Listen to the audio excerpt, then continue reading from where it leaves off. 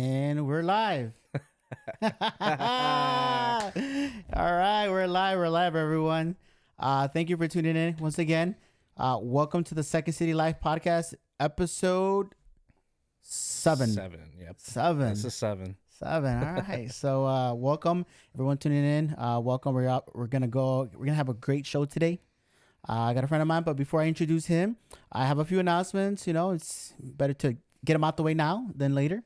Yeah. So first things first, we are nearing the end of the season 1, my first season. So we're wrapping it up. But I did post a question on the Blue Island page, which is where we're live at. Yeah. If there's someone that you would like to get on the show before my season 1 ends, and drop their name in the in the comments. Let me know who that person is. Maybe even give me a reason why you want that person on here. And we'll go from there. After that, we also have a guest podcast sheet out there, form that you can fill out. That is for next season. Yeah. Season 2. So if you want to come on the show for season 2, go on there. Fill it out real quick. Real simple. Take you maybe a minute at most. And you can let me know that you want to be and what day you want to come on. It will be Wednesdays next season. So just keep in mind, pick your Wednesday, come on the show. All right. Without further ado, those are pretty much all my announcements for everyone. Let me introduce none other than a friend of mine, Compa Marquez. Welcome to the show, brother. Thanks, man. Thank you for having me. So, for those who don't know Compa Marquez, or who might have seen his videos, you know, I do have a few reels on TikTok with him, and I think they might even be floating on here on Facebook. But yeah, go check him out, you know. But none other than that, I'll let him introduce himself to who he is, where he's from, where he comes from, and we'll go from there. Yeah, man. Well, Edgar, man, thanks for having me on here. I've been seeing the first 6 episodes, and everything's been going well. Getting to know, people from the league, people just in baseball in general. So, but I'll introduce myself. I'm Danny Marquez. I was born and raised in Chicago. Grew up around the Cicero area for the first 25 years of my life, and then recently moved to Brookfield about a few years back. So, but yeah, grew up in Cicero. Born Catholic. Grew up Catholic schools, grade school, high school, and even college. Wait, so you went to Catholic school. So where did you go to high school? What Catholic school did you go to? High school, I went to Fenwick High School. Where's that? It's right there in Oak Park. It's a prep school. Okay.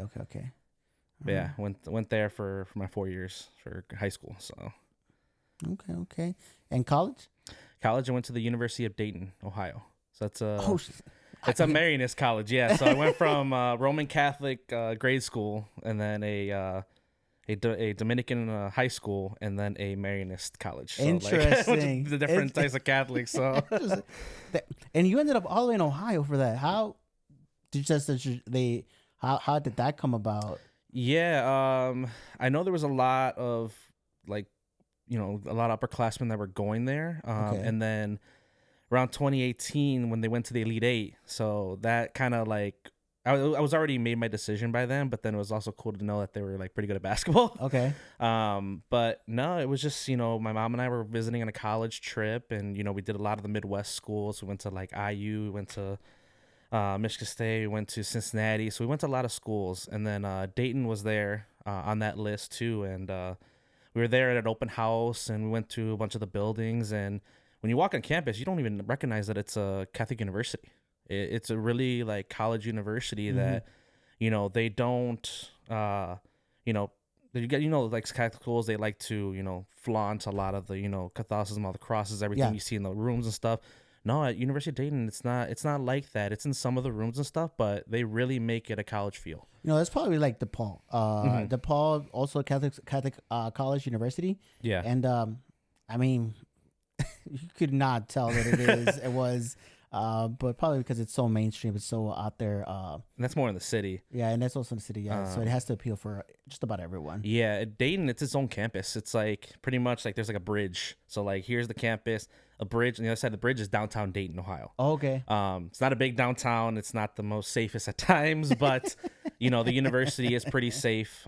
Just around the area, they do a pretty good job of making it safe and enjoyable for everyone. Mm-hmm. You know, whether you're Catholic or non-Catholic too, and surprisingly, you know, a very diverse university. What'd you go to college for there? I started off majoring in finance. Okay. I was majoring in finance with a minor in operations and supply chain management. And my junior year, my first finance class, I was like, what the heck am I doing? You know, I wanted to go into finance to be an investment banker. Okay. My mother actually, you know, she's exposed to that. She's an admin, worked her way up, and now she's a VP over at Morgan Stanley.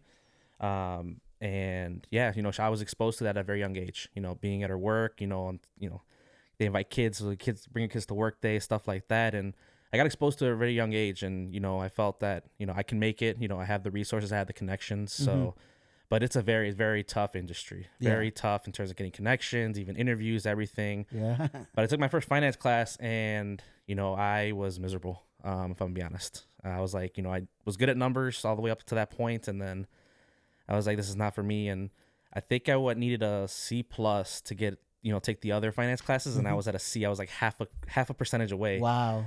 And my professor, she didn't give me, you know, the credit, or I went to all the office hours, everything, and, you know, and then I made that phone call to switch my major, and it was not an easy phone call, but switched my minor to actually a major. So majored in supply chain, operations supply chain, and then brought on a minor in statistics. Okay. So that's what I do now. So I work at a company that distributes for McDonald's. So. Okay. That's pretty, you know, don't feel bad, because I'll tell you what, check this out. Check this out. So, you know, I guess if you're watching every single podcast, you kind of learn a little bit about me every episode. Yeah. So I started to go to college for elementary education, and I got up until probably halfway through my junior year. Mm-hmm. I think about halfway through my junior year. And one thing led to another, and I was like, you know what? I don't want to be a teacher anymore. I mean, it happens. That's what college is for, you know, to find what you want to do. I mean, you know, it's never too late either. I think, well, for me, it was more like I was going for that career for all the wrong reasons. And I don't say that as in I wasn't going in there for the kids, because being a teacher is about the kids. Yeah. Right. Aside from that, there was other decisions that were leading me to me want to do that, mostly because it's like the time off. Yeah. Like, hey, you know, you get your summers off, you get your Christmas breaks off, all that, basically all with your kids. And that was where my mindset was at the time. Yeah. Now, one thing leads to another, and I ended so you know what? I want to go for something that I want to go for, because ultimately it's my degree and it's my time. Yeah. So and your money too. Yeah, at the same time. well, you know, it was Uncle Sam's money. It was Uncle Sam's money. Uncle Sam paid for my degree. Sorry, guys. But you know, I made the jump, and I remember my counselor's like, "Are you sure? Are you sure you want to?" Like, I mean, you just legitimately have student teaching, which is would have been the next year, Yeah. and half this quarter or half this semester, and you're graduating. Yeah. And I was like, no, I'm gonna do this. And that's when I switched from elementary education to graphic design. Oh, awesome. Yeah, with a minor in psychology, and yeah, I think I tacked on an extra year. I think It's not too bad. Yeah, it wasn't too crazy. Yeah. Again, I what I did to make up the time, because otherwise it would have been like 2 years. Yeah. I was taking like 24 college credit hours. Jeez. Yeah. I don't think I took more than 18, and that was only like my first couple years. At one point, I think I had either 7 or 8 classes a quarter. Jeez, A quarter. Yeah. So that was a teacher, one of the professors. Her name is Jessica. I have her on LinkedIn, and she was always laughing. She was like, "Where's that guy?" Because she was my advisor. She was like, "Where's that guy taking like 30 credit hours?" And it's like, and you see me like dying in the back, all the way in the far back, because at the same time I had a full-time job. Oh, geez. Yeah, that's hard. That's difficult to manage. And kids at the same time. And kids. So I was like, I'm like in the back, and some days I would just like, all right, I'm just gonna doze off back here. Wow. And I still managed to. I still had I think I graduated with like a 3.6 something GPA. Yeah, you did it more. That was more than me. I'm at it, and I graduated. But you know what? That when you see some of the stuff I learned on my own. Yeah. But other stuff I attribute to that. You know, at least they taught me the foundation, the basics. Yeah. And then after that, it was just kind of go. So when people questions, they ask me, where did you learn how to do this? It's like, well, part of it was college. Part of it is just getting behind a computer and doing it.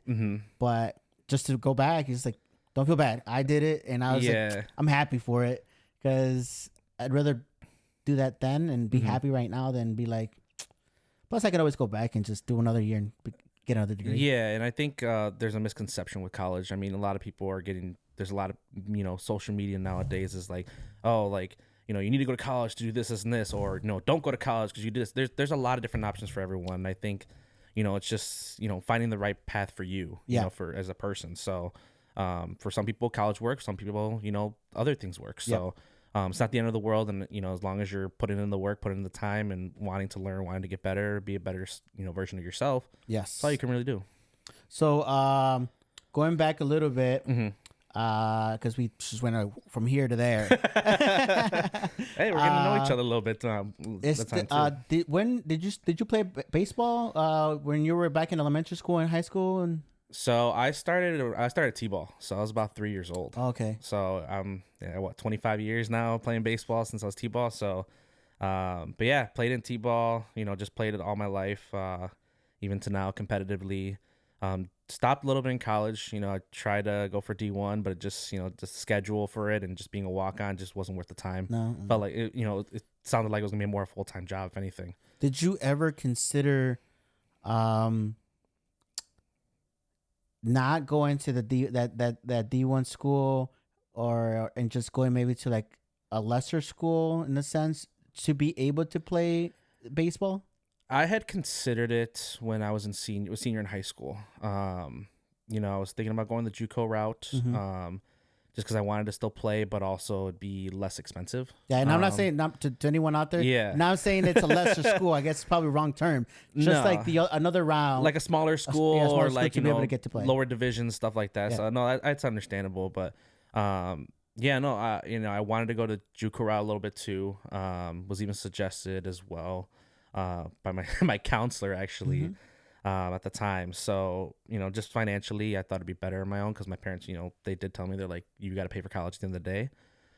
We'll help you where we can, but they just know you're going to pay us back pretty much. So, so I took a risk. I was like, you know what, going the JUCO route to go, I can manage my time better, maybe work a full-time job or even just play baseball at the same time. But, no, that experience of going to a 4-year university was very rewarding. First one in my family to go away for college. So it was a bit of a transition. So it wasn't too far either. It's like 4.5 hour drive. So like I wasn't too far away from home. So like where I can go sometimes on the weekends, which I did at times, throughout the semesters, tag along, ride with someone. Cause there was a lot of people from Chicago, surprisingly. So I mean, there's a lot of people here. So. Yeah. There was I thought. There was a lot of from Illinois in general. And, some of them even had cars, and they had a board in the freshman dorm that, people who are going away for the weekend, they're like, hey, this is my number. If you want to go, I'm going to Chicago this weekend, like just, literally grab a number, like, those postings where you grab a number. But yeah, just grab a number. And then I hit up one of the guys, his name was Angel. And I rode with him for most of my first freshman year. And we became friends too throughout the process. So, but yeah, like just $25 for gas money, cover food, whatever. So it was like, nice, easy, transition. In terms of going from to and there from Chicago. Yeah, that's not bad. I think about like my kids too. Like I was almost same scenario with my kids because I have a 17-year-old who will be graduating this year. Yeah. And awesome. then goes to college next year, and I'm like, college is expensive. It is. I mean, even though I didn't pay for mine, I still got to see the bills. The Uncle Sam made it a point to let me see the bill, and then before they paid it, they're like. Whoosh. Yeah, but it's expensive, and I tell my kids, I want you to go to college. I want you to go to the college you want to go to, but also keep in mind that there's constraints, because I also don't want you to leave with a bunch of college debt. So I can only help you, but I can only help you, so much. Yeah. So and I've even talked to other people, for example, at work I have my coordinator, she's this older lady, probably a little bit older than my mom, and she has kids that are probably about my age, maybe some of them even still younger. And she mentioned, she's like, a lot of people underestimate how much help it is to put a roof over your head. Yeah. So if you can stay local, I told my son, if you can stay in the area, I want you to don't feel constrained that you can't travel and go outside the state or wherever you want. But just know that I can help you the most if you stay here. And there's plenty of schools in the area here that you can go to, unless you're trying to go to a specific school for a specific reason. Yeah. That's the only caveat. Like, other than that, I mean, there's so many universities here to pick from now that I'm like, and if you stay here, you're always going to have a roof over your head, and you're always going to have food on the table. And that, as an adult, you and I know, is a big help to not have to pay for those things. I will say going away to college was definitely a transition, because you had to adult pretty quickly. Yeah. You got roommates there too that help out a little bit at times, but at the end of the day, you still got to learn to be adults. Yeah. And I know I was offered that too with my dad. Actually, he's like, before I made my decision, he's like, it's like, why don't you go to UIC right here? And at the time we were living in Cicero, so it's really right off the Blue Line. He's like, just take the Blue Line. And he's like, all right, I'll even buy you a car. If you come to UIC, you go to UIC, you live at the house, buy you a car, or whatever, take the train. And, it's in terms of, debt, I won't have as much debt. And UIC is still a good school and everything, business school wise. But, my mother told me, she's like, just take a chance. You're not going to have this opportunity in the future. We may never have this opportunity to go away to college. So, yes, I did come into a lot of debt, but, my parents were very helpful to, still living at home right now, even, paying off that debt back to them too. So, I only got one more year left to loan. So, which, it's very hard to pay off loans these days. And I'm happy to have one more year of that. So, yeah, but, as long as, you go away to college, you find the college that's going to benefit you. And, Dayton did benefit me, with, in terms of skill sets and everything, the business school. They even had a nonprofit, their own student run business. Okay. So they had coffee shops, ice cream shop, cafes, all around campus that were run by the students. Seniors were the VPs and the CEO, whatever, all those positions. And then juniors and sophomores were the management, the managers, assistant managers, leads, whatever it is. But yeah, that's where I got a lot of my experience was, worked in one of the coffee shops as a barista. So I learned how to make coffee and everything. So man, I should have said to pick me up a coffee. Yeah, I can make a good caramel macchiato, man. But yeah, and just, I was a buyer. So I was talking to the supplier, for our coffee and for our pastries, and ordering every week, and then, giving the financial manager the bill and they pay it off, whatever. And then my junior year, I was a financial manager for our catering side. So I was handling all the bills, everything, processing. And it was really like a business, and the professors and the chairs of the department were our board of directors per se. And every quarter, our executive team would present to them, how's it going, what these are the profits, whatever. But it was a nonprofit, went back into the business, okay, and into the business school. So when did you graduate? What class were you? Class of 2018. 2018? Oh, you so graduated 6 years out. Yeah, you graduated the year before I graduated, class of 2019. Oh, nice. Just think about that. We would have been in the same class. Yeah, same class. But we got to enjoy our graduation. Yeah, we did. Before that 2020. Before that 2020. Yeah, we did. And so I didn't obviously I didn't graduate before that, but my cousin actually, he was living with us and he was going to Lewis. Okay. And we had experienced that, he had experienced that, COVID graduation. We were at the house. So we were at my house, at the house in Brookfield, and he was living with us, and he had his gown on, everything dressed up. And we took pictures in the backyard by the tree to so they put your picture up when you graduate. But yeah, we had to do it in the living room. So, talking about COVID and talking about that time. So I made a post just, I think it was 2 days ago, saying that I was a high school dropout, I didn't graduate from high school. I dropped out of high school. I was I was that, that bad apple in the bunch, the kid that your parent tells you don't talk to him, don't hang out with him. That really was me.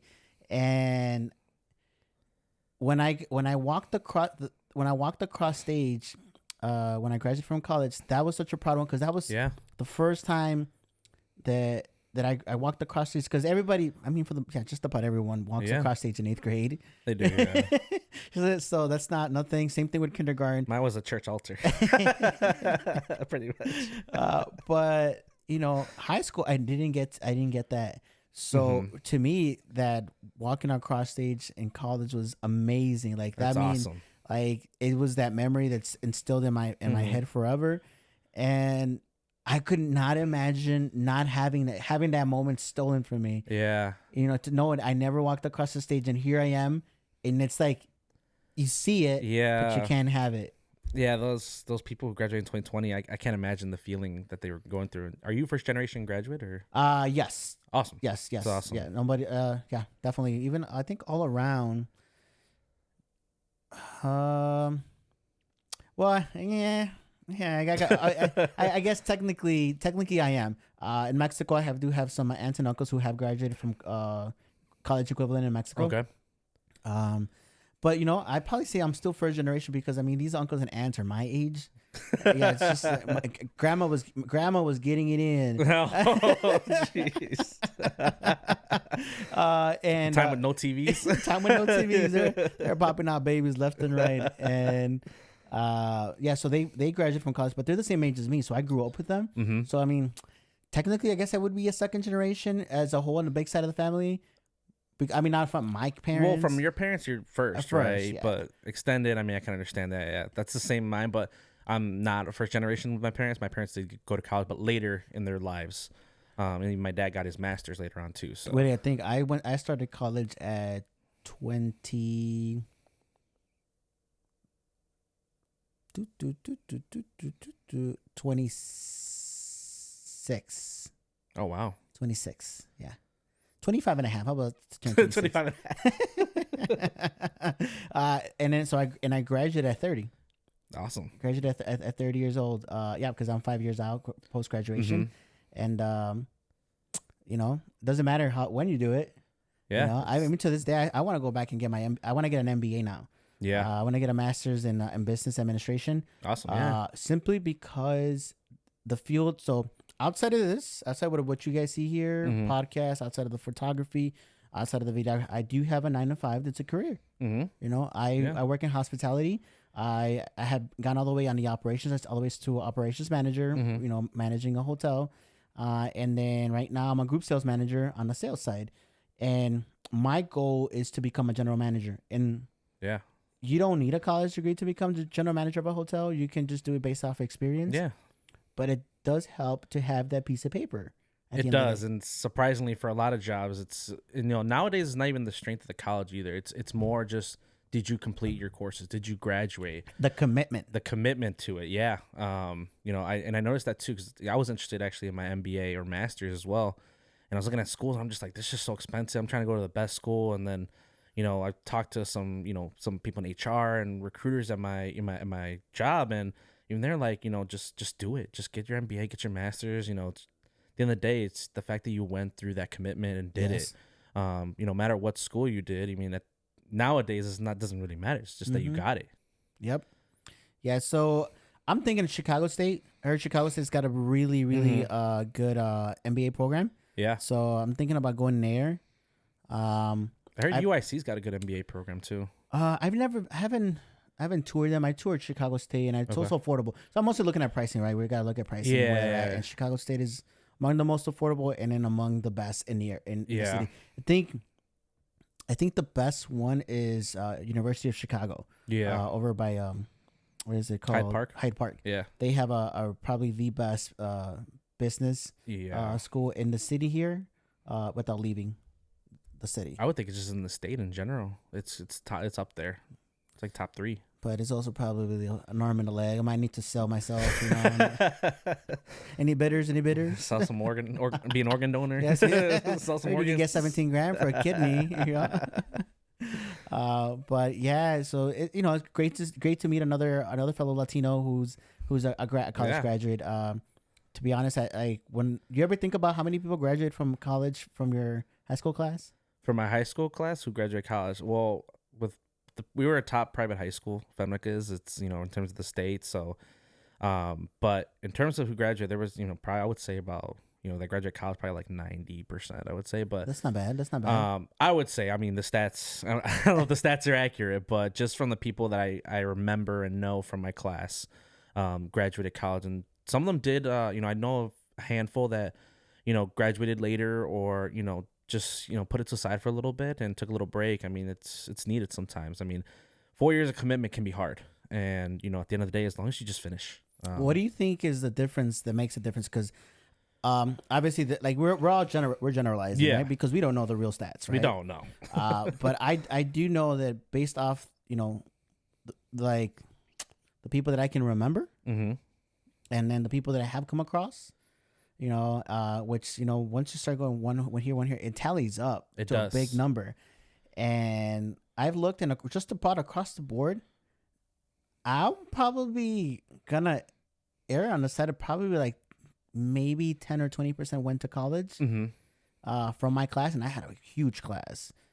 And then, how big was your class? So my freshman class was actually like 800 freshmen. Okay, you're bigger than that. Our school is about 200-300 per class, but that's because it was a smaller school. Yeah, and it was because public high schools, and I think at that time Gage Park, that's where I went. Okay. They had just closed another high school over on the Inglewood side. Yeah. And all those kids got shipped over like to Gage, merged into Gage. And now, funny story, Gage is closing this year. This is their last year, and they merged into, so we had a huge freshman class, and then it dwindled. Even when I dropped out, that class had dwindled down pretty hard. Yeah. So, and I know that like a lot of them didn't, and if some of them they didn't complete it. I don't know why. The biggest surprise to me is watching individuals who would walk around like this, Yeah. and then you see them now, and then you're like, interesting how things work out. And I think it translates, and we're gonna bring it back to baseball. Yeah. But it translates to baseball in the same way that you could be very athletic and gifted, right? But that's only gonna carry you so far. Yes, that is a true fact. Afterward, what's gonna matter is how much work you put into it. If your athleticism can get you along, could probably get you on a team, right? Yeah. But whether you'll play on that team depends on you, whether or not you're going to be working at your craft. Exactly. And it's the same thing. A lot of people that I saw in high school kind of coasted through, Yeah. And then after that, they just thought that college was the same. Yeah. And it's not. You and I know it. High school's not relevant in college. Like if you were the top dog in high school, college, they're just like, well, there's 20 of you from a high school. So college is a whole different level where there's no status. It's, you're all adults. You're there to, basically compete against each other. Yeah. Whether it's in the classroom or, competitions, whatever it is, and, extracurriculars even as well, you're there to compete. And even, I would say probably D1 athletes, like if you're not going to be, a professional player in your sport, yes, you reap the benefits as well, because it's almost like a job, almost like a full-time job there. You get the, the perks of the classes, earlier classes and stuff like that. But at the end of the day, you still got to think about what you're going to do in life. In terms of going to, going D1, D2, whatever it is, just to play sports, you still got to think about what's after that. Because, if you don't have, if you don't have the skill set to make it to the professional, when you got to realize you got to, put the time in more in the books. Oh yeah. Books, or you mean, I've seen you. We've all seen people who are like not that the star athlete, but just they work hard. They work so hard that they get themselves to that point, and coaches look at that. They do. I mean, to bring it back to you, so let's talk about the teams you're on. Yeah. How many teams do you play on? Right now? Yes. So I only play. So I have the Wolves side that I manage. Okay. So I play on there, and then the Southsiders. The Southsiders. But then this year, started playing a little bit. So one of the guys who's my second, so his name's Manny, helps me run the team. We both run the team, the Wolves. He has his own team that he plays in right there, Petrowski. Okay. The 8 Ballers. Okay. So I played a little bit with them, few games in the season, and the playoffs. They actually went to the championship too. So some of our guys play with them too over there. different against, just also just different culture around there as well. Just kind of, I feel like a player there too. So, Okay. but they ended up losing the championship in 3 games. So, Okay. but they got, still a good season overall for them. So you play on 3 teams. Mm-hmm. Do you play the same positions? What do you do at each team? What I do in each team. So Wolves, obviously, I manage them. So I Okay. manage and play. So I'm mostly pitcher. Caught a little bit beginning. I was a pitcher catcher for the last, since I've been on the Wolves, which was 2019 was our first year. So I've been, I started off as a shortstop, second baseman as well.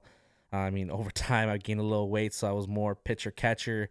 And then this year was more just pitching for the Wolves. So, but then managing too. So there's some games where, if we're shorthanded, I'll play and stuff. I don't put myself in full time all the time.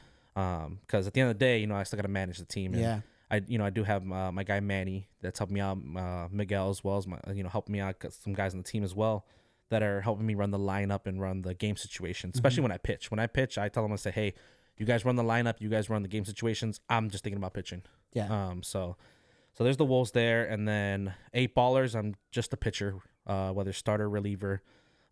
They put me in at first base a couple times, but for the most part, I'm just more there a pitcher. And then Southsiders, same thing, mostly pitcher, but where Alvaro needs me, he'll put me. So, played left field for him, even first base, and caught a little bit. But I will say the guys, on the Southsiders, there was a game at Dozinga that my hand was just numb, just how fast they were throwing. Because wow. it's been a while since I've caught a lot, and I didn't catch a lot during the season. Man, that's what's damn my hand. Yeah. Well, I just need to be either thicker gloves or something, but it definitely my hand was hurting after like 4 innings too at that game because and it was Fredo pitching. Fredo was pitching. Man, and I don't know if you saw it, but and then I was gonna go catch for Fredo, and I was like the other day when Fredo wanted to go hit a bullpen, I was like, he's like, bring your glove. I'm like, you telling me he got your hand numb? I never caught a day in my life. Well, for me, it was just because I was catching in my fingers. So, like, just my fingers started to get, like, purple a little bit. And, like, I was trying to bend it. I was like, and it was just the glove that I had was a little bit older, too. Okay. Like, I had lost my glove at the beginning of the season, so I got a new glove that, my girlfriend bought me. And, I just didn't have it broken in time. So, yeah, I was using an older glove and everything. It's just, I wasn't used to catching a lot during the season, too. So, I was a little bit rusty. And that Ozinga game, like, it showed. So, talk to me and talk to the people or the viewers are on here. We got 7 viewers. We got Al's watching, and then you got Eddie from the Daybacks. He says that's my boy. Yep. And then Miguel from the Pileros, the new team. Says coach is meeting soon. He's excited for that. Okay. But for them, talk to us about the Wolves. Because first and foremost, congratulations. Thank you. You guys won the championship in your division over there. We did. Thank you. So congratulations on that. But talk to me. How did that team come to be? So it goes back. So I actually didn't create the Wolves originally. So I had joined before they were called the Toros. The Toros. So they started off. They were in Blue Island, back in the league when Freddie was running it. Okay. So they were the Toros, and one of the guys on the team took it over, and one of the players that I know, Victor. I played travel ball with him since we were like 11 years old. And then once I went to college and stuff, and then after I graduated, he's like, hey, are you still playing ball? And I'm like, this is back like literally 2018, that summer. He's like, hey, you playing ball anywhere? I'm like, no, and I never thought about a men's league either at the time. And didn't even know they existed, to be honest. He's like, hey, look, we got a team over here, the Toros. We need some players. And at that time, he's like, we needed a shortstop, second base. We need an infielder. And he's like, I know you still pitch and catch too. And I'm like, yeah. I'm down. So, played a couple games of the Toros. It was more towards the end of their season in 2018. And then from there, we were, going back to that same league. But then some guys wanted to change it up. So we had a few options to choose from. So we kind of narrowed it down to 3 teams, which was the Wolves, Aces, and Grizzlies was the options at the time. So, and then we just landed on Wolves. The color scheme, same thing. We just landed on the color scheme, the blue and the gray, or the navy blue and the gray, excuse me.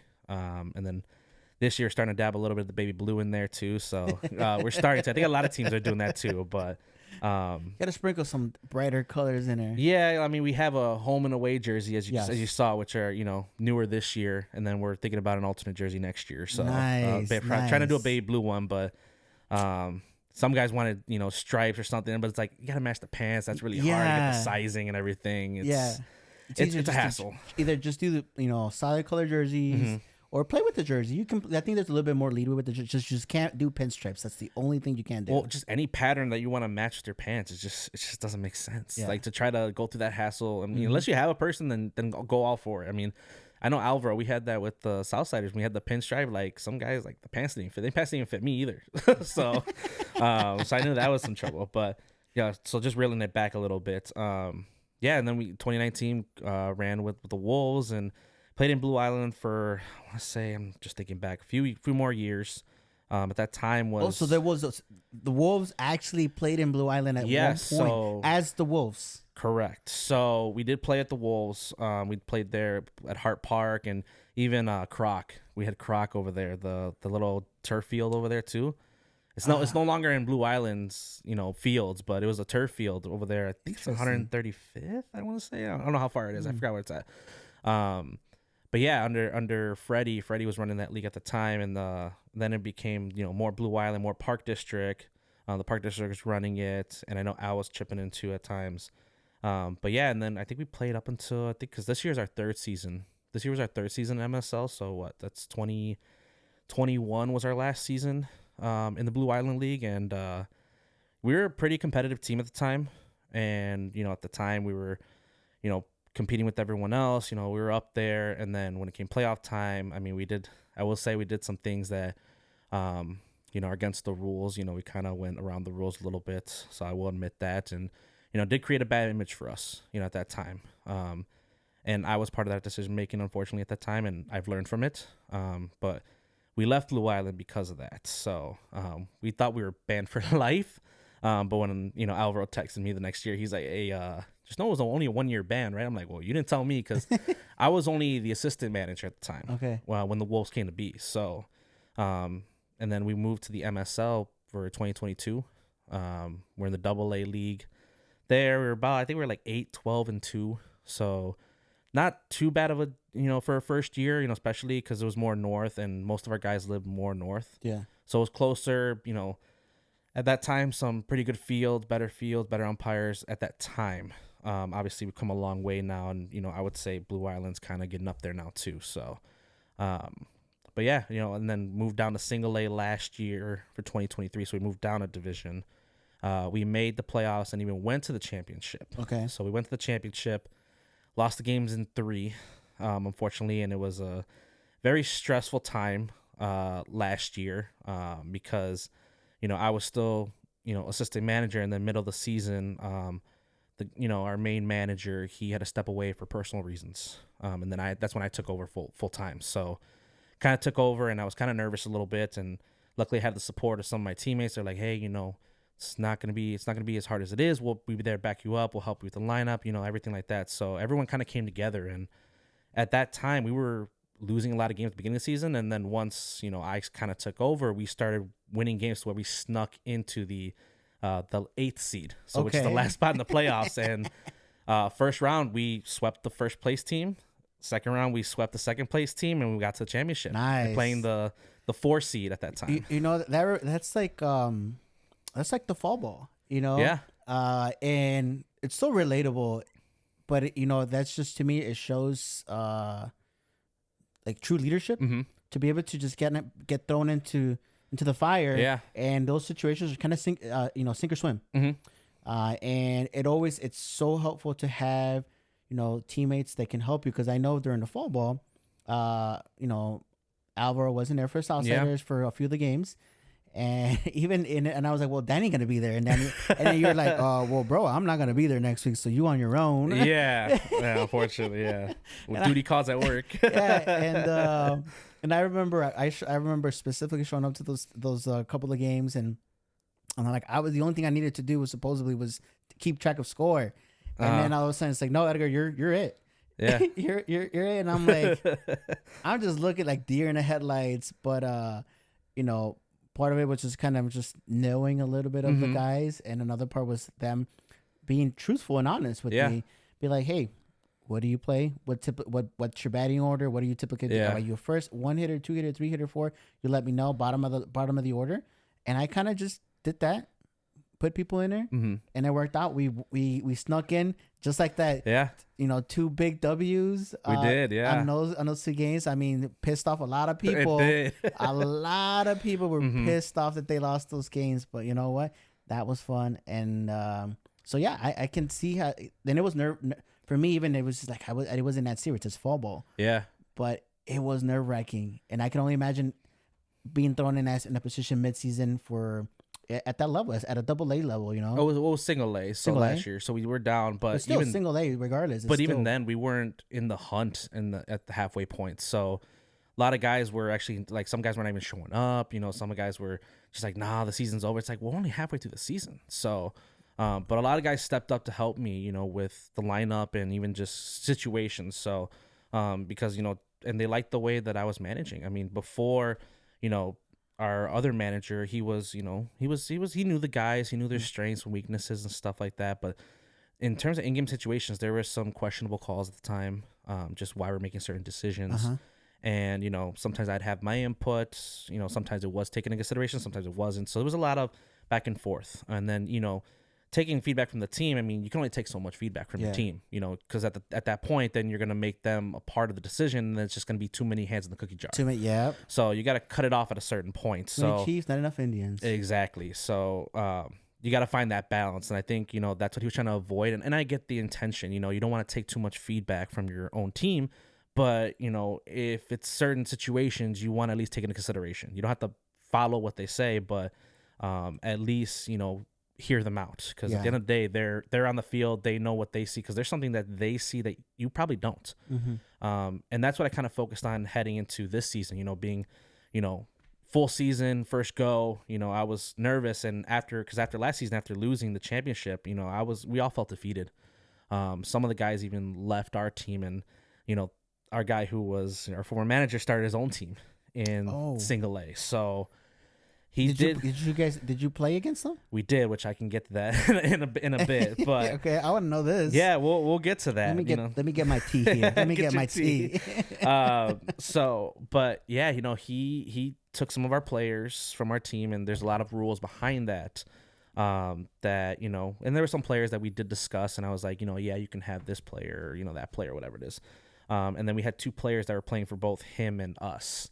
You could do a crossover player in the league, but next year they're gonna make it. I think they're making it a rule now that you can't do it in the same division, but they somehow let it slide. I was gonna say, like, maybe in a different division, same division. Yeah, so that's kind of murky. And those 2 guys, they were, you know, who are, you know, our crossover players. They were a little bit mad at the decision making, but then, you know, they didn't even want to talk to me even after, because originally I wasn't gonna come back with the Wolves. I was like, you know what, I don't think I can handle this a full season, because that was already so much pressure, so much stress. And I'm like, I gotta focus on my full-time job, just, you know, saving up money, this and this. And then, you know, one of my guys, Manny, he's like, hey man, he's like, we're not done yet.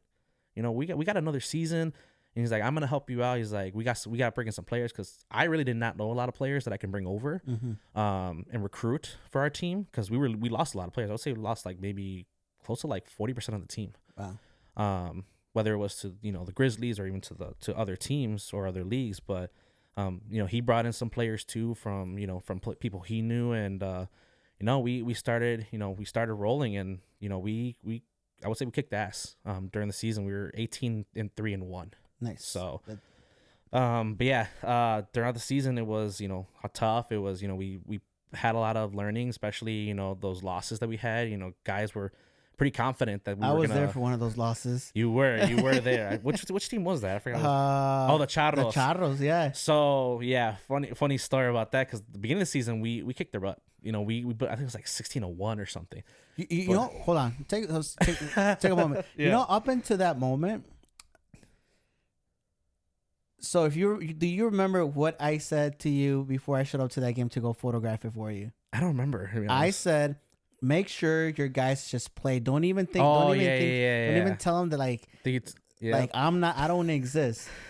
You know why I said that? Because they get nervous, or they Some try of to them flash get for the nervous, camera. try to flash for the camera, and honestly, up until then, just about every team I had photographed, they had hired me. Mm-hmm. Because truth be told, I do give a freebie here and a freebie there, Yeah. especially to teams who hire me. Mm-hmm. I like to give them a little bit more back, just so that they can get their money's worth. Sometimes not everybody gets a photo, and I just let me go back. No, understood.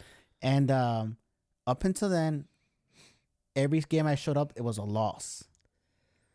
So to me, it was like, okay, there's a common denominator here, especially with a team that was that I knew going into it. It's a good team, and then they lose. Yeah, I'm like, it bothers me, right? Because I was like, well, I don't want my photography, what I'm doing, even though it's my job and you're paying me for it, to affect your game.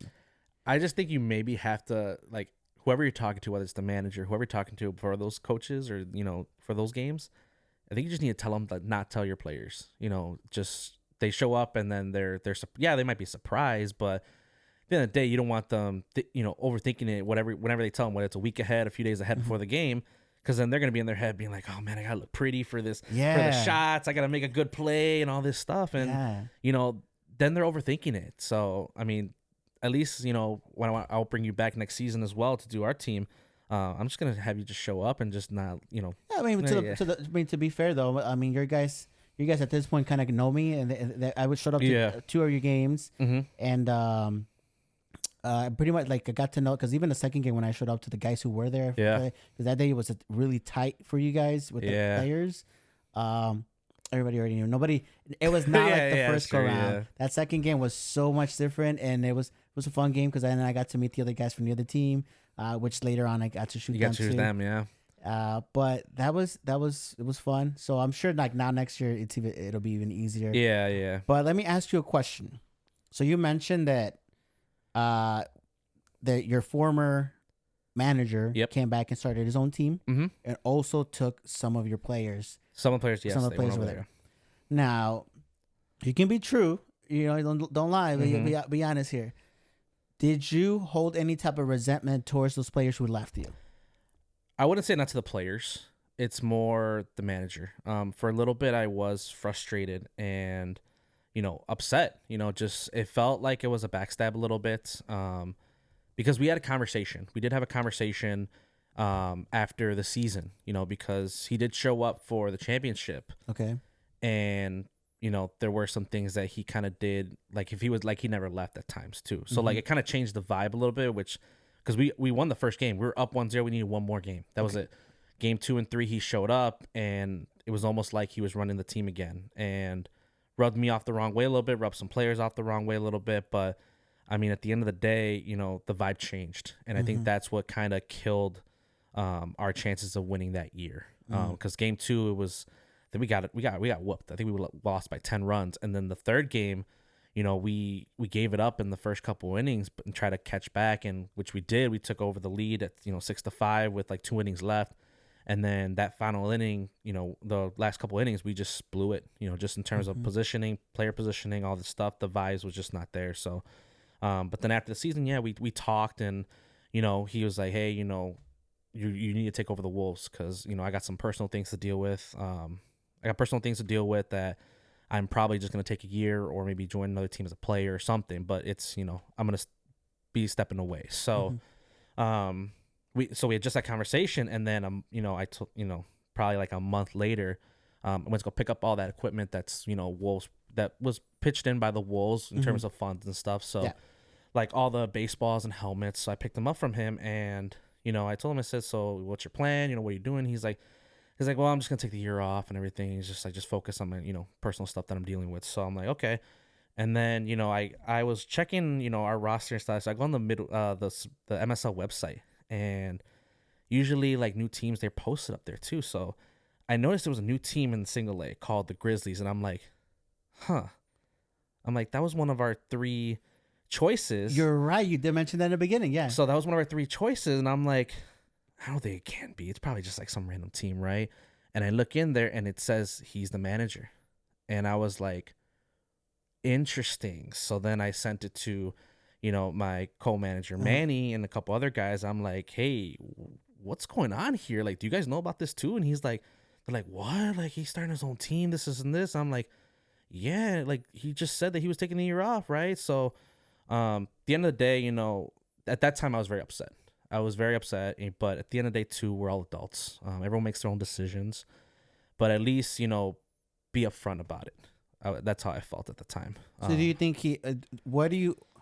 Do you think he just used the fact that maybe he was going through some family, you know, some not say family, but just say some other issues, some that, and just use that as an excuse to kind of ditch the team?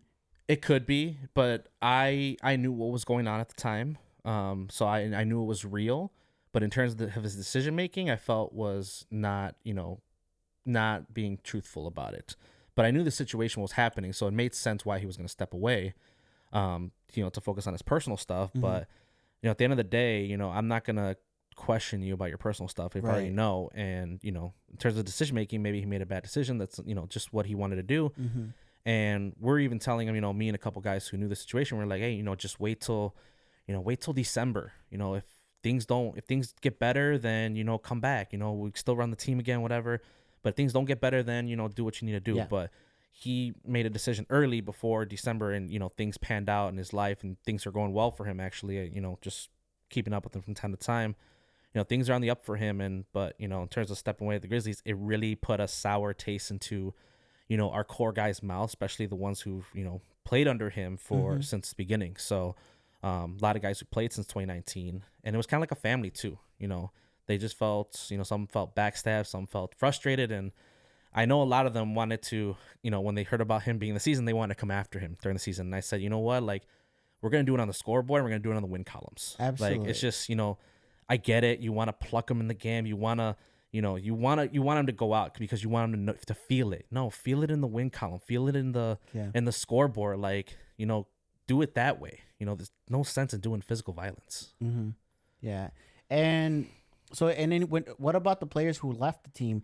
That they tell you, hey, we're leaving, we're gonna go play for him. How did that situation come about?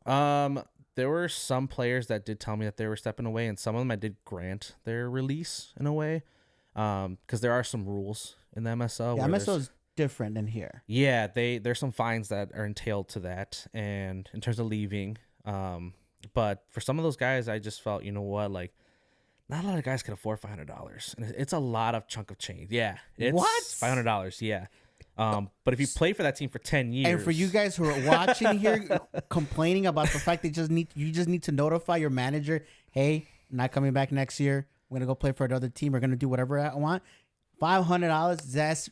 But you need crazy. The manager's approval too. So like these people, you guys complaining about so just telling me, like, hey, I'm not gonna play for you, brother. So when I saw that rule there, I was like, what was it, like 150, 250? What is it? I think it's like it's very minimal. It's like, so up until I think January, February, something like that. It's like there's no fees, and then after that it becomes like 100, 150. That's nothing. And I think it caps off, I think, at like 200 or 300. Even then, max. That's nothing. So but this $500 that you're paying for, you know, a player to be released, it goes to the manager's league fees. So it costs a pretty penny to play in that league, yes. But this money goes back to the team. Just takes off money off the fee for that team. And then not only that, you gotta make sure you're straight with the manager in terms of, you know, paying for the jerseys, whatever your fees are. So even after paying the money, just help me understand this. Even after if I pay you, if I'm on your team and I want to leave you, doesn't matter when it is in the season. Once the season starts, I have to pay that fine. What do you mean? Like the $500? If you're gonna leave my team at any point in time, once the season, is that a period overall? Correct. So it doesn't matter but once you are 10 years with the team, I think it's free.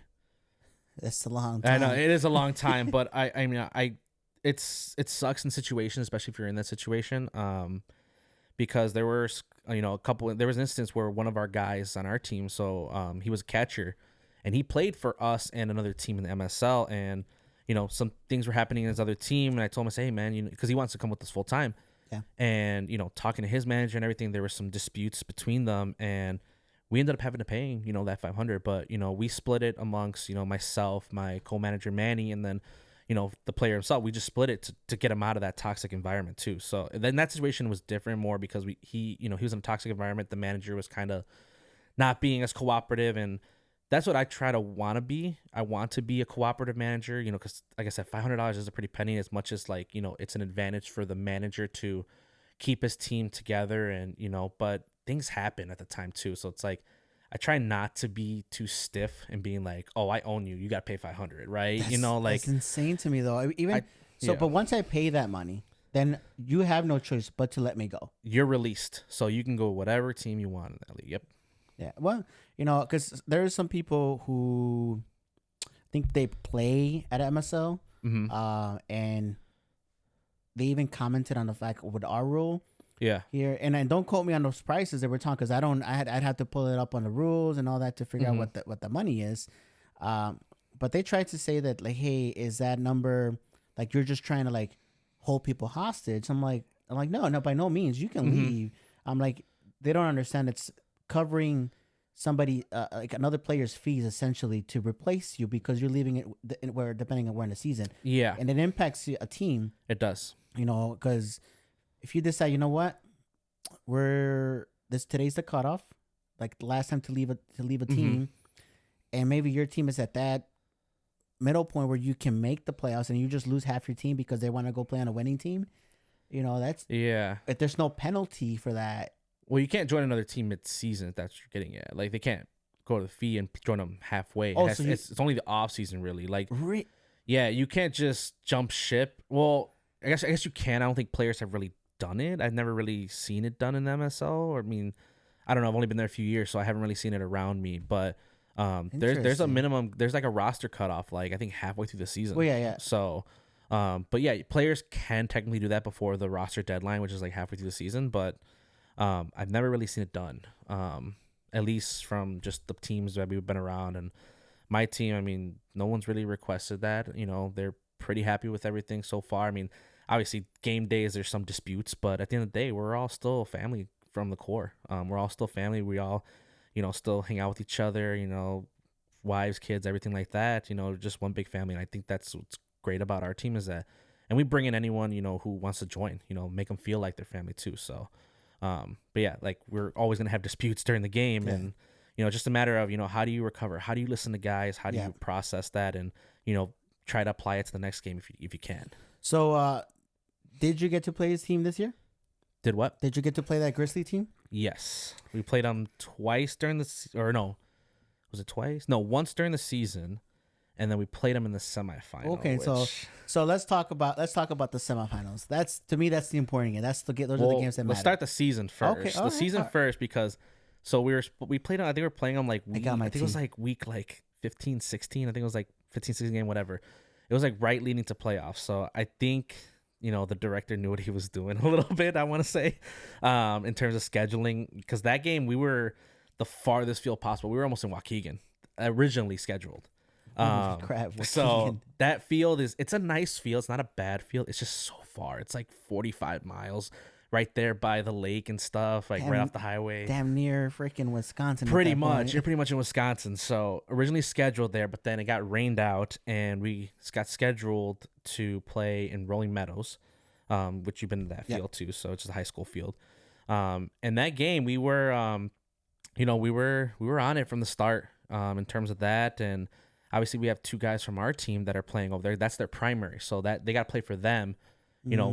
In whether it's matchup against us or even in playoffs, they got to play for them first, and then their team is not in the playoffs anymore. Then they can play for us. So, but yeah, and one of them was pitching against us, so he just kind of threw his game, and we were on it from the start. We were jumping on it, and then towards the end, we didn't have as much pitching in terms of relief towards the end, because I think we were up like it's like 13-5 or something in the last inning, and we almost gave it up because we kept our starter in for the entire game, and he was a dog. He was a dog this season. He was our top pitcher. I think his ERA was like a 2 something throughout the entire season. He pitched like 60 some innings throughout the year. So, but yeah, towards the end he wanted to stay in, and it was like maybe like 1 out left, and he was just giving runs left and right, and I was like, we got to take him out, and I was hesitant about making the decision, but then I'm like, then it was bases loaded, and it was like 13-10. Yeah. And I was like, we got to pull the plug. Like, as much as we gave him a lot of relief, we got to pull the plug. We should have pulled it in, ahead of time, but it is what it is. And then our relief pitcher came in, got the 2 outs, and then bases loaded, 13-12, grounder goes to him, and he almost falls. And I'm like, oh my God, they're going to tie the game. We're going to go to extras. And he threw it to first, and it was a close play at first, but he got the out. It was close play.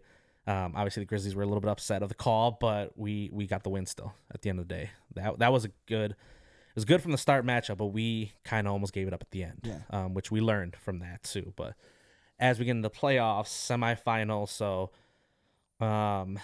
it was weird semifinal, I will say. Weird because there were a lot of scheduling conflicts that was happening around the league. So like our game 1, so it's supposed to be 2 games in the same day. So game 1, game 2 are always in the same day. Game 3 is the next day. So you got to crunch down and make sure you have your full force for 3 games in 2 days. And I show up to game 1 early. I'm usually there like, I would say 2.5 hours early. If I'm by myself. I'm with the girlfriend, we get there a little early still, but I go earlier because just for me, it's more of a comfort and being able to focus on the game. But I get there and there's like these like metal spikes on the field, and I'm like, what's going on here? There was like a dog event or something going on that the director didn't know. Like he mixed up the schedule, and I was like, so are we gonna play on time or what's going on? So he pretty much had me and the other manager figure it out. So I'm like, I gotta talk to this guy again about this now. So we pretty much had to figure it out, and there was a lot of mess in terms of scheduling. So we ended up playing later in the day, which was supposed to be our game 2 at 1:00. We played game 1 at 1:00, and that field doesn't have any lights. So, we tried to, because they're 7-inning games. We're doing two games, right? So we were playing game 1, and about halfway, the umpire's like, okay, we got to make a call. Are you guys playing 1 game or 2 games? I'm like, we're playing 2. Because it was like maybe like the 4th inning, and it was only like 2:30 p.m. We're like, oh, we can get 2 games in. Yeah, like that's especially easy, in the right? summer. You can get 2 games in easily even without the lights, whatever. So, they were wanting to only play 1 because he only had a certain amount of guys, and I only had a certain amount of guys too. So there was a lot of scheduling conflict a little bit, and we kind of went back and forth. So we eventually gave in. We're like, fine, we'll do 1 game here, but we're gonna do 2 games tomorrow, right? So,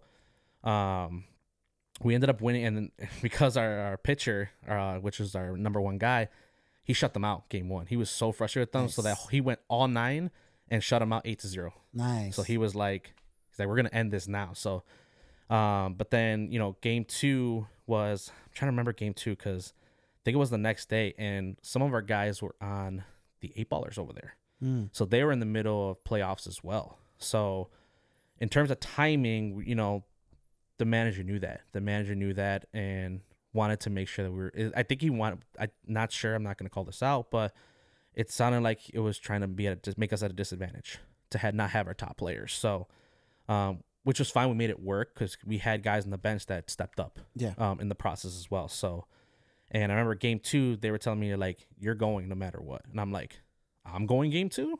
And it was nerve-wracking a little bit because it's against the old team, and I didn't pitch against them I didn't play against them at all in the season because I was more managing.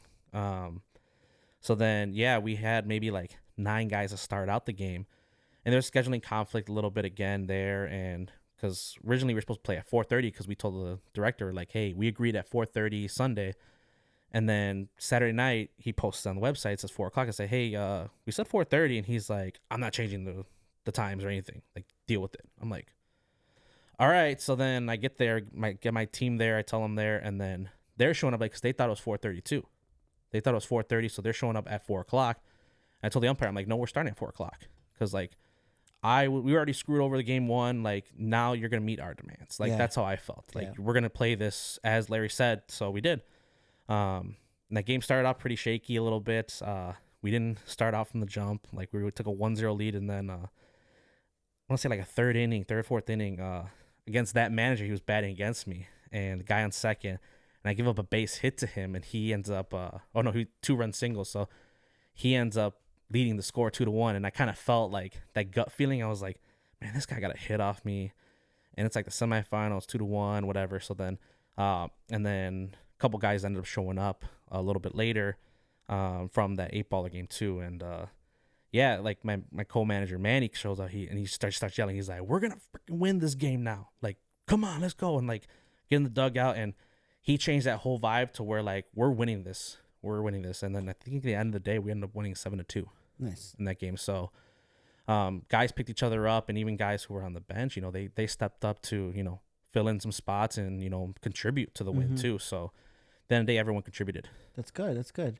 And then obviously you guys took it all the way to the end because you guys became champions. So does that mean next year in that league, technically you would be on the higher division? You have no choice, correct? Correct. Yeah. So technically last year we were supposed to move up to AA because the rule is that, or at least from my understanding, the top 2 teams move up, and that's during the season. And then, I mean, if they're top 2 teams in the championship, then they move up.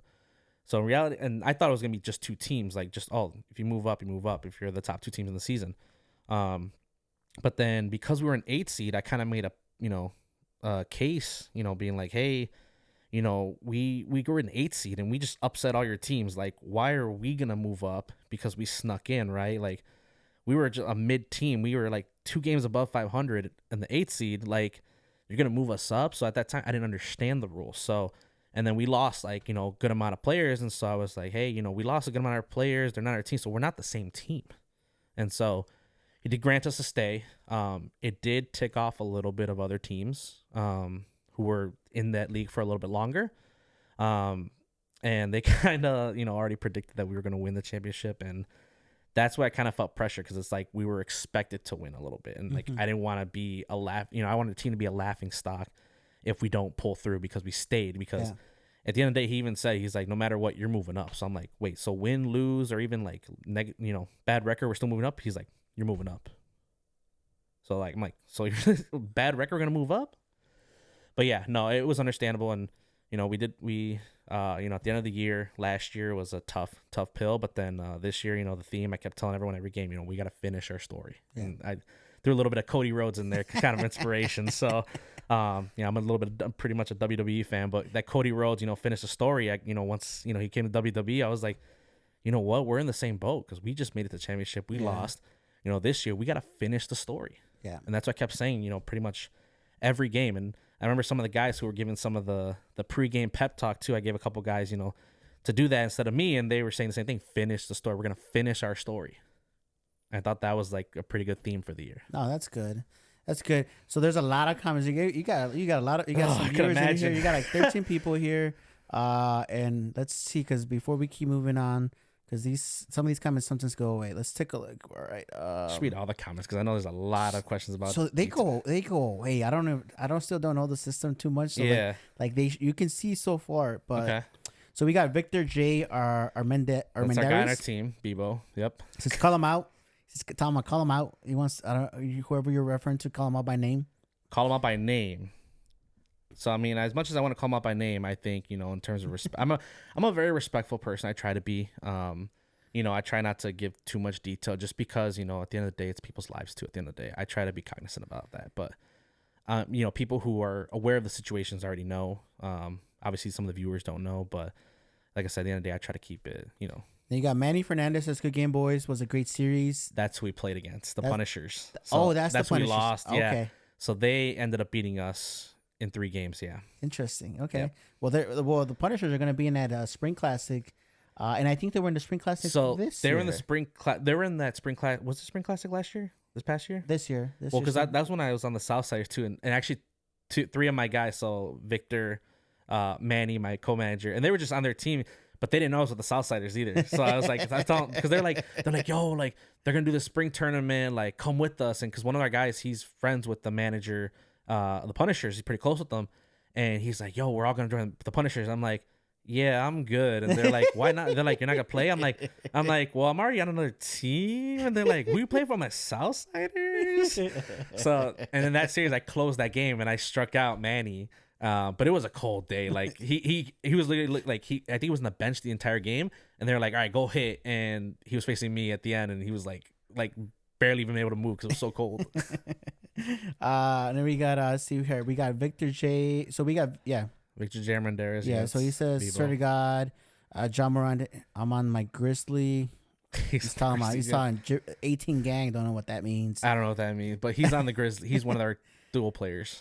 You got Miguel Alex Macias. Yep, that's Miggy. Yep. Yeah, he says that man definitely felt it. I think that was during the conversation about the other team. Okay, that man definitely felt it. And then Al says Grizzly Nation. Who? Al. Alvaro. Al says Grizzly Nation. It's Wolves Nation, Alvaro, not Grizzly Nation. Then you got Victor saying Danny's going in right now. He's like, we know who he's talking about. Oh my gosh. He's like, Danny, you literally said that to me, though. And then we got Henry from the Elite. You know, shout out to Elite. Okay. In the comments, he says $500 was put in to keep league competitive because top teams were offering money to gut the little teams. Okay. Interesting. That is interesting. So that I did not know about, and I can see that. So like I said, I'm not too familiar with how the rules or why it was applied, but I guess that does make sense. I mean, if they were that bad, that comment, and I saw the $100 on it, but I thought he was just gonna talk a little bit about the actual that. But that's crazy. Just to read that, to say $500 was put in to keep the league competitive because top teams were offering money to gut the little teams. Yeah, I would. Well, that makes sense too, because there's a lot of leagues that do that. So a lot of leagues do that, and it's like, you know, I get it. They bring in players and they pay them, but it's like, we're not MLB here. No one's George Steinbrenner or, you know, making all this money to pay players millions. You know, we're gonna in 5 years we're gonna have a $600 million player in Blue Island or something. You know, like it's just it's crazy that they're getting paid, and you know, good for those players. They're getting paid, but it's just, you know, at our level, it takes the fun out of it a little bit. Yeah, no, absolutely, it has to. But that's insane. It makes interesting, but it makes sense. It makes sense. And then Henry says you can leave halfway if you pay, so you can leave up to it. If you do pay that. Like I said, I'm still getting to know some of the rules too, so that's good. That's good to hear. Manny Fernandez says we eat that shit for breakfast. Probably talking about the game. And then just Victor just saying, is Victor an 8-ballers as well? Victor, which one? Victor Armendariz. Yeah, he did play a little bit with 8-ballers. So I would say probably like a good 8-9 guys did play with 8-ballers a little bit too part time, because they were just on Sundays. So when we had Saturday games, you know, they go play on Sunday. Okay. But on some Sundays, it was a little bit difficult at times trying to balance. So. Yeah, he says, "Liar, you pitched against us because Andres smack doesn't hit me." I did pitch. There's a lot of games, dude. I gotta remember a lot. He says, tell him what I told you, Danny. Hole catching. The hole catching. Yeah. Oh, I think he meant about the championship, the game 3. Oh. So we didn't get to talk about the game 3. So I ended up pitching the whole game, 9 innings, and Victor was my catcher, and kind of was nostalgic too, because, you know, we played travel ball together, and he was my catcher. You know, we were both each other's catcher pitcher combo during travel ball. So it was very nostalgic to, you know, have him be my catcher again, for especially in that moment, you know, because in travel ball we did have some championships too, and we lost. You know, we ended up losing as kids. But then this time around, we're just like, we're gonna finish it. We're gonna do it. And I was nervous because we had no pitching. I'm telling you, no pitching, because game 2, we ended up using our game 1 starter, and he pitched, I believe it was the whole game too. So he pitched the whole game, and one of our guys, one of our main relievers, he went to Rome for his, you know, his brother's wedding. Okay.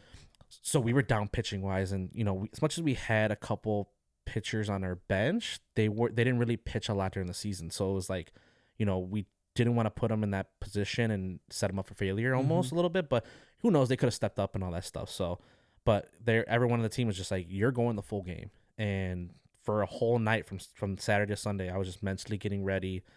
And which Victor taught me a little trick was having pickle juice and mustard packets. What? They help with cramps. They really do. During the game. So like I, you know, took his advice. So I had a jar of pickles and pickle juice like in my cooler, along with my Gatorade and water. So, but he did it every game, and it worked for him. And then for me that game, you know, it just worked because, you know, and he just told me, he's like, just don't throw your hardest. Just, you know, mix your speeds up. And none of my off speeds were working. None of them. After the first inning, I told him, I said, my slider's not working, my curveball, my changeup, nothing's working. He's like, all right, we're just gonna throw fastballs, but change your speeds, change your arm angle, change your speeds. And he's like, and it'll help preserve your arm. So, and it did, throughout the entire game. And it was a close game. It was back and forth until like, I think it was like the sixth inning. They ended up getting closer with 6-4. And he's like, dude, you're doing good. You got, low pitch count. Like, we're good. And then gets to the seventh inning. And then we just break it open. We ended up like scoring 8 runs. And nice. I honestly felt relieved. And I was, Victor's next to me, and I'm feeling relieved. I'm like, oh my gosh. I'm like, we're gonna do this. And I started getting nervous. Oh. And I wasn't tight or anything. I was getting nervous. And he looks at me. He's like, you got 6 outs. He's like, you got 6 outs here. We're up 10 runs. You give up 1, 2, 3. Don't matter how many runs you give up. Just throw it to me. I'm right here. Throw me the effing ball. Right. So. And I was like, he's hyped. Like, he's hyping me up. And if you watch the replay, because they live streamed the games, the championship games, I guess the announcement. Which that may happen here. FYI. That'd be good. We start dabbling in it a little bit. I've been dabbling on it. Yeah. So but they only do it for championships, and they don't. I mean, it makes sense. It's difficult. It's difficult. I tried it in Arizona. It is not an easy thing to do. So yeah. But we're working on it. Yeah, I can imagine, because even the league was having difficulty with at times too. So how was it when you got that last out? Well, just building up to it, I was just throwing it in there, and you get by the 8th inning, the announcer is like, you can hear him. He's like, it's like Marquez is actually throwing faster than he was at the beginning, and I'm like, obviously in the mound, I didn't know that. So but that team was a good hitting team. Like I only had 2 strikeouts I think the entire game, and it was against the same player in that lineup. But they were a hitting team, and that's what Bebo was telling me. He's like, just let them hit it. You got defense, you got there. Let them work. Like, you don't got to worry about it. Just let them work. And then it was just throwing it in there. They were hitting it. Our defense was great, was fantastic that day. And then the 9th inning came, and before we get out of the 9th inning, he looks at me. He's like, 9 pitches. I want 9 pitches from you. I don't care if they're hits. I don't care if they're strikeouts. 9 pitches right here. That's all you need to think about. So I'm throwing in, and I'm getting strikes. I have a countdown in my head, and then Bebo's a very vocal catcher. Like, at least with me, he's like on one knee, and he's a big guy. He's on one knee. He's just like, right here, right, like, just like he's talking to you while the batter's there. So it's like he's yelling. He's just like, right here, I want it right here, right here. Like, it's like, dude, you're giving away my location a little bit too. So, but no, he really hyped me up there, and then we got the 2 outs, and like, I really wanted a strikeout. So when I was on the mound, and seeing the score was 2 outs left, or 2 outs, and the guy was batting, I was like, I need to get this strikeout. Like, this would be like the best moment. And I think I got like 2 strikes on him. I had to see the replay, like, because I was pretty much zoned in, but I don't, like, a lot of the stuff I don't remember from the mound perspective. But he ended up hitting like a slow roller to our second baseman, who was coming like across almost like the first baseline, made a good play, like just reached out, and then like off balance throw to first, and he got the out. And then, so how typically a pitcher, goes straight to the catcher, after that. So in that moment, like, so Vio told me after, he got mad at me because he's like, dude, you didn't come to me after. So I'm sorry, Bebo, I'm sorry. But in that moment, like, because my momentum was going to first, and I see it, and I'm just turning around like 360. So I just turn around, and I'm just like pumping my arm down, like, yeah, and I just like threw my glove up, but I'm looking at third base. So I'm looking at third base, and it's my guy, and it's my co-manager Manny, and he throws his glove too, and he's coming to me, and I'm like, and then looking at the replay, I'm like, I just killed that good moment a little bit, with the pitcher catcher. But he ended up, I saw the replay, he went to our first base and got the baseball and kept the baseball. So nice. Bebo has the baseball, which I told him we still got to get together and sign that together and make it official. That's our game ball. Absolutely. That's exciting. That's exciting. So Cedric says you guys got to scrimmage the Southsiders. So don't forget that. Oh, Cedric. Yeah, Cedric says like, hey, you still need to scrimmage the Southsiders. So don't forget about that. And Henry's agreeing to the whole comment earlier. Yeah. Says it was it was bad. Victor says, "How do you stay ready in the off season, Danny? How do you stay off?" So I work out with a couple with Victor and our buddy Andres. They run they run their own company called Gym Gains. So it's where all the clothing they do their own clothing, and then they also like Andres. He does his own like workout plans and everything that he offers. Okay. So he's got a few clients. He's got me as a client as well. Well, Victor, if you want to sponsor an episode, let me know. I'm looking for sponsors for 2025. Well, yeah, they got a lot of gear. They got the hoodies. They got sweats. They got hats. Which I do have a hat for you on behalf of Gym Gains. So let's take a look got the here. Gym Gains hat for Mr. Edgar Malero. Let's see. Look, I'm gonna pop this on right now. Let's watch this. Pop it on. But yeah, they just started I think last year with the clothing and everything. They have some ambassadors. Did some YouTube videos too, which are kind of working out, and they have me on there as like the fat friend in a way, which is that was a start. But no, I did get stronger a little bit with them, and this winter we're hankering down in terms of dieting too. Thanks for the hat. No problem. On behalf of Gym Gains, Andres Bibo, shout out Gym Gains. Look at that. That's how you do it. That's how you do it. Yeah, it's a nice looking hat. It's actually a pretty decent quality hat. Hoodies and stuff, and price wise, it's not that bad either. Compared to like all these like Young LA, all this other gym apparel and stuff, but like it's like what almost $100. Some of this stuff. It's expensive. But these guys are they're there for the apparel, just to get it out there for everyone. Well, Victor, we might need to talk. Get him on the channel. Get him and Andres on the here, channel. Yeah, get you guys in here. And then we have, let's see here, there's so many. It got busy in here. I ain't gonna lie, because they want to know the full story of everything about me. See here. Francisco Alvarez says, are you taking the entire team or adding new guys? I think he's asking Henry a question. Oh, okay. And then it says, you see the little team and take their best guy. It keeps the league competitive and even. Mm-hmm. And then Kit Sanchez says, Danny, I want a live at bat against you. Southsider on Southsider crime. I think Southsiders just want me to pitch against them in general. Then we have Al says he has to face Danny too. So man, they're trying to come at you. They're trying to come at you pretty hard. Yep. You got Fuentes says Big Danny can't wait to play with you in the summer. And then Gym Gaines, yes sir. Andres Villegas says set up the date and time. Yep. Gym Gaines is there. All right. Well, I'm part of the Gym Games too, so I'll join a little bit, but I'll let them more speak a little bit because. But we've been live now for quite a bit. So it's time to kind of wrap it up. But before I wrap it up, I always open up the mic to you as my guest. What do you want to talk about? Oh, geez. What did we miss? Just how I got into baseball. So I do have an interesting story of how I got into baseball or how like I kept up with it as a kid.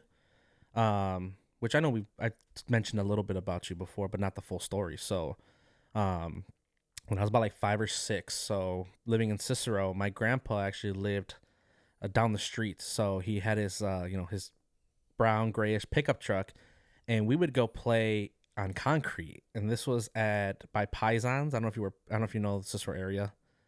Yes. So by Pisons, so across the street around 16th and 59th. Yeah.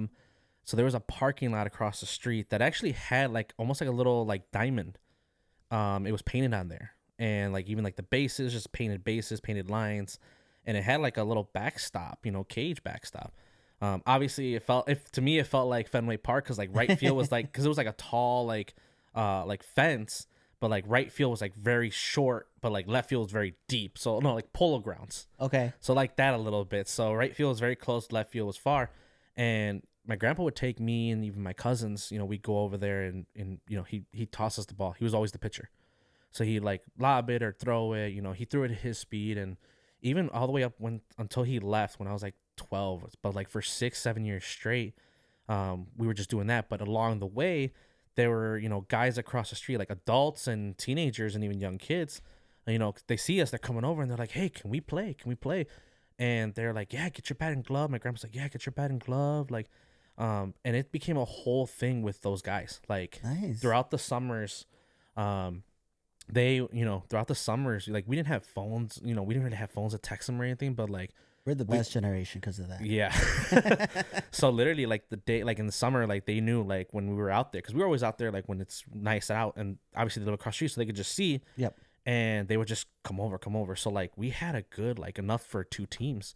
And my grandpa was a pitcher for both teams, so like we would switch off, and it was baseball. Like, it was actually, and the pitching mound was like obviously flat, it's concrete, but it was pretty close. It was like little league, and my grandpa's still pitching to us while these guys are hitting, actual baseballs. And my grandpa had, like, I think it was like 6-7 bats. Even just, we just use softball bats too. So like all these guys are just, we're hitting it, and like I'm getting my work in, as a fielder. And so like all these guys are hitting like really hard. So as like a young kid, I'm getting these ground balls. Yeah, and they're probably just coming at you at that point. And they're coming at me, and like they're not professionals. Obviously, they didn't play organized, but they just like to play the game. Yeah. And that was always fun. And my grandpa would have a cooler. We'd always have Mountain Dew. So he was a Mountain Dew drinker, so he had cans of Mountain Dew. And so after, everyone was like, get a can of Mountain Dew. We're all just chilling, taking a break in Mountain Dew, and then playing again. So we'd play. They could be like from like 1-2 o'clock p.m. till it got dark out, and we would be playing every day during the summer. Wow. So some of the guys will show up, some they don't. But then Saturday, Sunday, like we're playing it every day throughout the summer. So I got a lot of exposure with that, and just a lot of reps with that too at a very young age. And then as I got into high school, I didn't take it as serious as I should have. And honestly, with the talent that I have, I do regret a lot of things that I should have done, or I regret not doing the things I should have done to be, possibly an MLB player or even a top college player. Because I did have natural talent and had the skills. I just didn't keep up with the work in terms of like lifting weights a lot. And my dad would get mad at me, especially travel baseball. Like, we were a pretty bad travel ball team, and I didn't keep up the work. And, I got a lot of frustration from my dad, just, that we're spending so much money on this, traveling together. He's taking time off and stuff like that from work. And it was a rough relationship because of that at times too. So I do regret just, not putting in the work as I should have, to at least, try to do something. I was kind of just lazy with it, and just, I like playing ball, yes, but in terms of like, I didn't want to make it a full-time job. I just like the fun of it. Yeah. No, I think but I think it's part of the culture. It's the way culture evolves. Yeah. Because if you look at the comments, for videos and other interviews, travel ball has changed a lot. Even rec ball has changed a lot from what it used to be. To now, we're like, the coach, at least a good coach, will kind of bring you in, and during the off season work on those things with you. Yes. Where you don't have a choice. Where it's like, we're not leaving it up to you to do it on your own. We're gonna bring you that, because that's what's gonna stand me out from the next person next door. Why you're gonna go play for him? I'm gonna, if I need to go pick you up. I'll give you an example. Eddie and Bobby, they mentioned to me, he's like, hey, for our team, the team that they have, he's like, if their parents can come and bring them to a game or to a practice, it's like, we go pick them up. Awesome. Because that's what separates us. We're committed to making sure that it's your success, and if we have to go pick you up, we do that. Versus before, it was kind of left out on your own. And honestly, as a parent, I'm a parent. Are you a parent, by the way?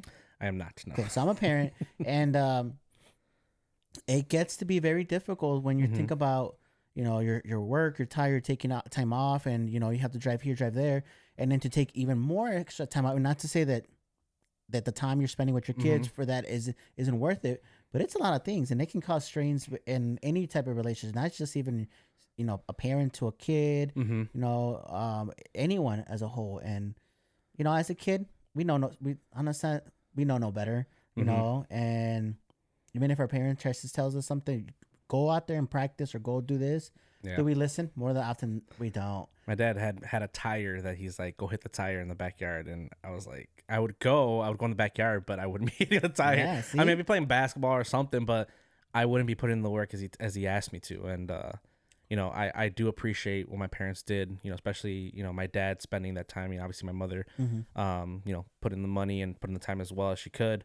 But she was not a very, sports person. It was more my dad handling that for the most part. But, looking back at it, just all the time and even the money, just going into it. And, obviously he wanted to be he's striving for me to be better than where he was, whether it was sports, life, whatever it is, you always want your kids to be better than what you were. And, I think that's what he was pushing me a lot, and I felt a lot of that pressure. And I, looking back, I really wish I would, change some things about myself back then as a kid. At least, listen to him about hitting the tire, or listen to him about this and that. And, I can only imagine. And, obviously I'm not a parent yet, hopefully in the near future.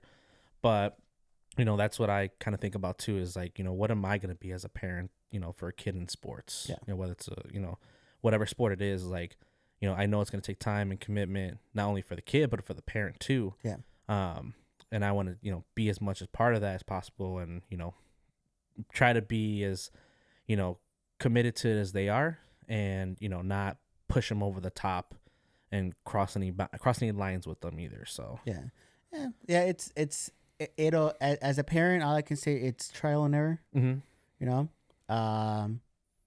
you're not always going to get it right. Yeah. You're going to make mistakes. We can say we have our parents, but at the end of the day, there's things you want to do different. Yeah. And they don't always come out how you wanted to come out. But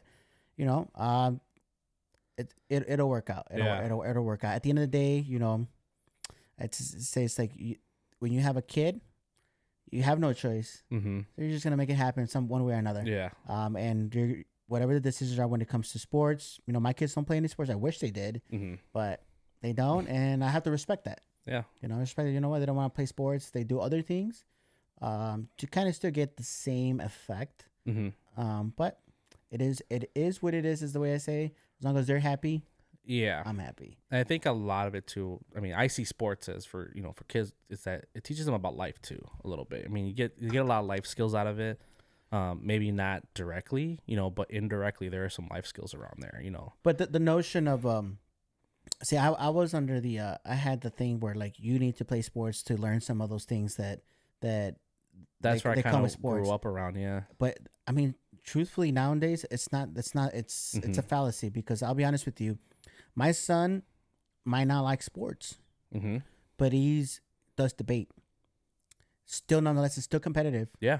He still has to work hard at it, and he understands that there's no participation trophy. It's all or nothing. It's all or nothing. Yeah. So you have to work hard at it. And he also, there's days when I picked him up on competitions, and he's like quiet. He doesn't want to talk. Yeah. And that they probably he did bad, and he understands what losing is like, that it doesn't feel good, and he wants to win. And that's what does a sport teach you? Not only it teaches you teamwork, right? Yeah. But it teaches to be competitive and to drive to want to succeed, not just to win, but to succeed, which translates to the real world, as an adult, even if you don't continue sports wise, that you want to succeed at everything you do, your job, your business, you want to be successful, and you got to figure out how you're going to get there, develop plans. Do you need to study? Do you need to stay up an extra hour every night to learn something new to make your career a success? And he's learned that through a different avenue. So now I had to take a step back, and honestly, this is literally probably the last year. Think about this. My son is 17. Yeah. And it took up until a year ago for it to click in my head. You know what? It's okay. It's okay that they don't want to play sports. I'm like, at the end of the day, look, everything I wanted them to learn through a sport, he learned it through this. Yeah, that's a very good point. And I was like, oh, job done. And, take a step back, and I tried to pass that on to other people. But like, at the end of the day, you look at alternatives and see how can they teach this, because now what you don't want to do is just let your kid just be at home and do nothing. Yeah, that's what I was just about to say. As long as they're involved in something, it doesn't have to be sport related, but just some type of activity that builds up different skills. Yes. Yeah. Don't let them be a couch potato. Even video games is competitive. Now that you got esports, and my boss at work was like, esports is the esports that's fake. I'm like, no. It's actually a high school competition in some states. High school competition, college competition. There's D1 schools who have they give them scholarships. Scholarships. It's a real thing. That is crazy, and it's just like, and it's crazy, but it's also awesome. Especially for anyone who's involved in it. They're like, you have the opportunity to go to college for free for gaming. Yes. Like, that's just crazy. Yes. But good for them. Good for them. So, with that, we'll wrap it up. Before I wrap up and I seem a little my little spiel to everyone because we only got 3 viewers there. I'm pretty sure everyone's getting ready to go to bed. Yeah, probably. I have a question. So, so are you coming to Blue Island with the Wolves? That's a very big question. So I'm gonna do it LeBron James style. So we will be taking our talents to returning back to the MSL. So for 2025. So oh man, we are going back. We are going back for 2025 to the MSL. We're gonna be moving back up to AA. So depending on how that goes, who knows? I mean, I know I've seen Blue Island grow in the last 2-3 years. I've definitely seen it from a player perspective, and it's gotten very, very competitive. More teams, better.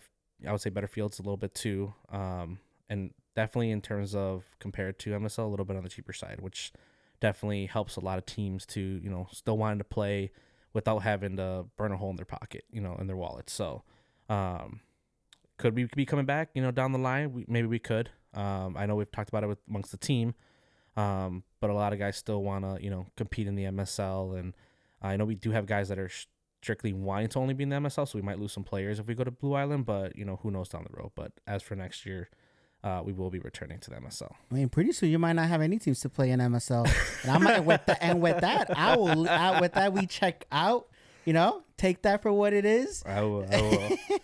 But for everyone tuning in, thank you for tuning in to today's show. We have next week.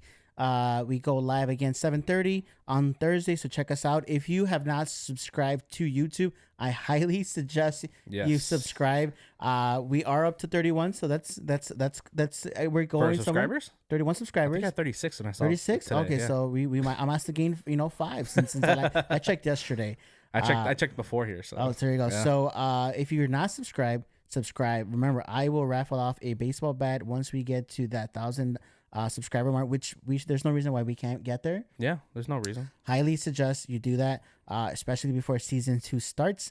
Again, for people wanting to come on the podcast, go on the Blue Island page, check for the guest podcast form, fill it out. I get an email saying it is. Make sure you pick a date, and then I kind of off of that, we'll put you in for season 2. I am predominantly looking for coaches, but I am still open up for anyone else. We would just kind of pick and pluck you in where there's a spot along the season. That goes live January, so get to it. Other than that, thank you, everyone. Thank you for having me, Edgar. Appreciate joining me on. Yep, a little bit far. Could we have a part 2 with Compa Marquez next season? Who knows? Who knows? We will. Have some part 2s with a lot of guys who have already been on here too. So definitely some good guys across the board, especially in Blue Island. I mean, from a perspective of mine, being in 2 different leagues, Blue Island as a player, everyone's been, professional, and there's some heated moments at times, but it's all for the love of the game, and that's, Blue Island. I really appreciate everything there, and you guys welcoming me back too. I mean, I know from our bad history before we left. That's in the past. That's in the past, and that's in the past, and you leave it there. Yeah, and I appreciate Alvaro. Shout out to Alvaro for reaching out to me and recruiting me back and recruiting me into the Southsiders and back to Blue Island. Just to see what it's all about, and Blue Island's grown for sure in a good way. Awesome, great way actually. Awesome. Well, thank you again once again, and we'll catch everyone next week. Peace out, guys. Thank you.